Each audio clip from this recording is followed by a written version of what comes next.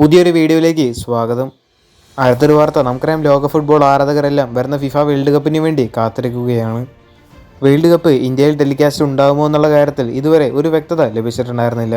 എല്ലാവരുടെയും ആശങ്കയായിരുന്നു മത്സരങ്ങൾ കാണാൻ കഴിയുമോ എന്നുള്ളത്. വേൾഡ് കപ്പിൻ്റെ ബ്രോഡ്കാസ്റ്റിംഗുമായി ബന്ധപ്പെട്ടുള്ള അപ്ഡേറ്റ്സ് ഇപ്പോൾ പുറത്തു വന്നിട്ടുണ്ട്. AIFFൻ്റെ മുൻ സെക്രട്ടറി ആയിരുന്ന ഷാജി പ്രഭാകരനാണ് ഈ ഒരു കാര്യം ഇപ്പോൾ പറഞ്ഞിട്ടുള്ളത്.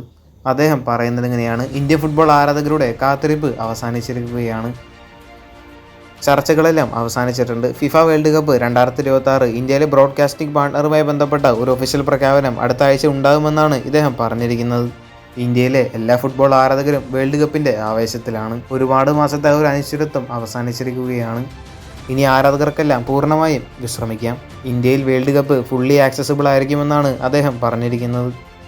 ചരിത്രത്തിലെ തന്നെ ഏറ്റവും വലിയ വേൾഡ് കപ്പിന് വേണ്ടി തയ്യാറായിക്കോളൂ എന്ന് പറഞ്ഞുകൊണ്ട് അദ്ദേഹം വാക്കുകൾ അവസാനിപ്പിക്കുകയായിരുന്നു. അടുത്തൊരു വാർത്ത ISLുമായിട്ടും ഡ്യൂറൻഡ് കപ്പുമായി ബന്ധപ്പെട്ട ചില അപ്ഡേറ്റ്സ് ആണ്. ഈ വരുന്ന ഡ്യൂറൻഡ് കപ്പ് എന്ന് ആരംഭിക്കുമെന്നതുമായി ബന്ധപ്പെട്ട് ഒരു വ്യക്തത ഇപ്പോൾ ലഭിച്ചിട്ടുണ്ട്. ജൂലൈയിൽ ഡ്യൂറൻഡ് കപ്പ് 2026-27 സീസൺ ആരംഭിച്ചേക്കുമെന്നാണ് AIFF വ്യക്തമാക്കിയിരിക്കുന്നത്. മാത്രമല്ല, സെപ്റ്റംബർ ആദ്യത്തോടെ 14 ടീമുകളുള്ള ഹോം അവേ ഫോർമാറ്റിൽ ISL തുടങ്ങാനും പദ്ധതിയിടുന്നതായി AIFF ക്ലബ്ബുകളോട് അറിയിച്ചിട്ടുണ്ട്.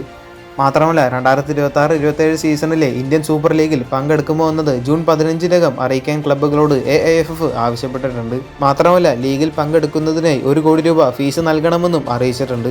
എന്തായാലും ഇനി നിർണായക മീറ്റിങ്ങുകളെല്ലാം ഉണ്ടാകും. കൂടുതൽ അപ്ഡേറ്റ്സ് അറിയാനായിട്ട് ചാനൽ സബ്സ്ക്രൈബ് ചെയ്യുക. അടുത്തൊരു വീഡിയോ ആയിട്ട് നമുക്ക് വീണ്ടും കാണാം.